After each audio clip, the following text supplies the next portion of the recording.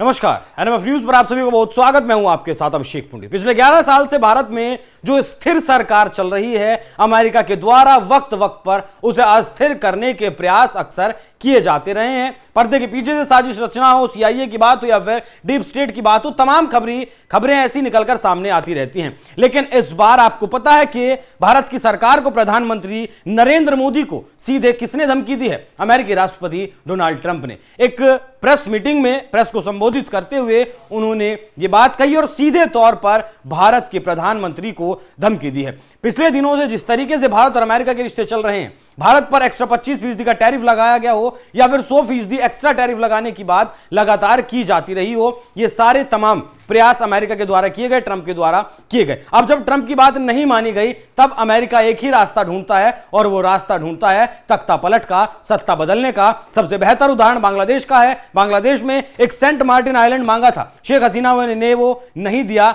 उसके बाद अमेरिका ने क्या किया, वो दुनिया ने देखा, शेख हसीना का तख्ता पलट करवा दिया गया। सबसे पहले मैं आपको यहां ट्रंप का एक बयान सुनवाता हूं, उसका भाव समझिएगा, सुनवाइएगा जरा। He's a great man, you know. Modi is a great man. That he loves Trump. Now, I don't know if the word love, I don't want you to take that any different. I don't want to destroy his political career, okay? But you have to understand, I've watched India for years. It's an incredible country. And every single year you'd have a new leader. ये धमकी है सीधे तौर पर कि मैं उनका राजनीतिक करियर बर्बाद नहीं करना चाहता।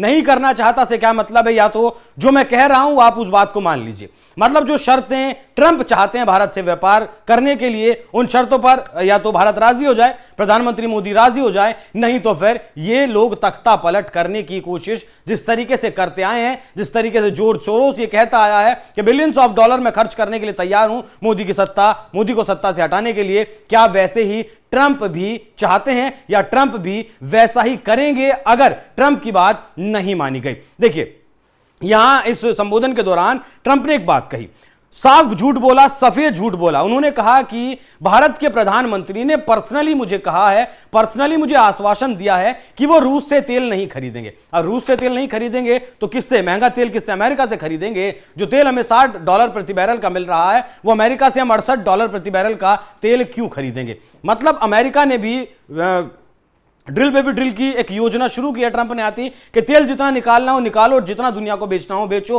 भारत के ऊपर भी यह दबाव बनाया गया है। हालांकि यह पूरी तरीके से झूठ है, सफेद झूठ है। झूठ क्यों है वो मैं आपको दिखाऊंगा। पहले ट्रंप का एक बार वो बयान दिखाइए जिसमें उन्होंने यह दावा किया है कि यूक्रेन युद्ध एक ऐसी जंग थी जो रूस को एक हफ्ते में जीत लेनी चाहिए थी, लेकिन इसको 4 साल हो चुके हैं। मैं ये युद्ध खत्म होते देखना चाहता हूं। मैं रूस से भारत के तेल खरीदने से खुश नहीं था। आज उन्होंने मुझे आश्वासन दिया है कि वो रूस से तेल नहीं खरीदेंगे। ये एक बड़ा कदम है। ये झूठ बोला है ट्रंप ने। इसके बाद मैं आपको दिखाता हूं किस तरीके से इसका जवाब भारत की तरफ से दिया गया। भारत के विदेश मंत्रालय के प्रवक्ता रणधीर जायसवाल ने इसका जवाब दिया। क्या कुछ जवाब दिया है वो भी देखिए एक बार। भारत की बड़ी मात्रा में तेल और गैस का आयात करता है। ऊर्जा के लगातार बदलने वाले माहौल में भारतीय उपभोक्ताओं के हितों की सुरक्षा हमारी प्राथमिकता है। ऊर्जा की कीमतों को स्थिर बनाए रखना और इसकी सप्लाई सुनिश्चित करना हमारे 2 मकसद रहे हैं। जहां तक अमेरिका का सवाल है तो हम कई साल से अपनी ऊर्जा खरीद का दायरा बढ़ाने की कोशिश कर रहे हैं। पिछले 1 दशक में इसमें लगातार प्रगति हुई है। अमेरिका के मौजूदा प्रशासन ने भारत के साथ ऊर्जा सहयोग को और बढ़ाने में रुचि दिखाई है। इस पर बातचीत जारी है। तो जो बातचीत ट्रेड डील को लेकर भारत और अमेरिका के बीच चल रही है वो लगातार चल रही है। भारत के वाणिज्य मंत्री भी अभी अमेरिका होकर आए इस डील को करने के लिए। भारत ने इस बयान में नहीं कहा बिल्कुल भी कि हमने अमेरिका को ऐसा आश्वासन दिया है कि हम रशिया से तेल नहीं खरीदेंगे। तो यह साफ झूठ था। भारत के फेवर में, भारत के पक्ष में रूस भी निकलकर सामने आया है। रूस ने भी ट्रंप के इस बयान पर जवाब दिया है। रूस के जो राजदूत हैं भारत में, उनकी तरफ से क्या कुछ कहा गया वो भी देखिए। भारत के कच्चे तेल के कुल आयात का 1/3 हिस्सा रूस से आता है। हम भारत के लिए किफायती विकल्प रहे हैं। रूस और भारत की रणनीतिक साझेदारी को दुनिया में स्थिरता लाने वाली ताकत के रूप में देखा जाता है। यह रिश्ता भरोसे की बुनियाद पर टिका है। हम भारत के प्रमुख व्यापारिक साझेदार हैं, ऊर्जा क्षेत्र में भारत के सबसे भरोसेमंद साझेदार हैं। यह बात बिल्कुल सही है। देखिए, भारत अपनी जरूरत का लगभग 38 से 40% हिस्सा रूस से खरीदता है। 2022 से पहले भारत अपनी जरूरत का 1% से भी कम तेल रशिया से खरीदता था। हालांकि उससे पहले हमारे लिए वेनेजुएला का रास्ता खुला हुआ था, ट्रंप ने आया तो उन पर बैन लगाया। ईरान का रास्ता खुला हुआ था, ट्रंप आए तो वहां भी बैन लगाया, तो वहां से हम तेल नहीं खरीद सकते। रूस और यूक्रेन का युद्ध शुरू हुआ, उसके बाद रशिया ने हमें कच्चा तेल ऑफर किया, सस्ता कच्चा तेल ऑफर किया, जिसके बाद हमने वो तेल खरीदना शुरू किया। देखिए, पिछले साल की अगर एक साल की बात करें, पिछले एक साल की, तो रशिया से जो हमने कच्चा तेल खरीदा है या फिर जो रिफाइंड प्रोडक्ट्स खरीदे हैं, उनका लगभग $12.5 बिलियन का बिल बना है। ठीक है, और ये सस्ता तेल खरीदा गया जब $12.5 बिलियन का ये बिल बना है। अगर हम सस्ता तेल नहीं खरीदते हैं तो ये बिल और ज्यादा बन सकता है। सितंबर महीने में भारत और रूस के बीच जो खरीद थी उसमें जरूर कमी आई है, 9% की जरूर कमी आई है, वो भी सरकारी कंपनियां जो तेल खरीद रही थी। हालांकि मांग के ऊपर भी ये चीजें कम और ज्यादा होती हैं। भारत की जो प्राइवेट कंपनियां हैं वो लगातार उसी मात्रा में तेल लगातार खरीद रही हैं। रूस से तेल खरीदने के मामले में चीन पहले नंबर पर आता है। चीन सबसे ज्यादा रूस से तेल खरीद रहा है। दूसरे नंबर पर भारत आता है। अभी भी भारत दूसरे नंबर पर बना हुआ है। सितंबर की बात करें तो भारत ने दूसरी मात्रा में सबसे ज्यादा तेल रूस से खरीदा है। रूस फिलहाल भारत के समर्थन में, जिस तरीके से अमेरिका के राष्ट्रपति ट्रंप ने बयान दिया, उनके बयान का तोड़ करते हुए रूस ने भी बयान दे दिया।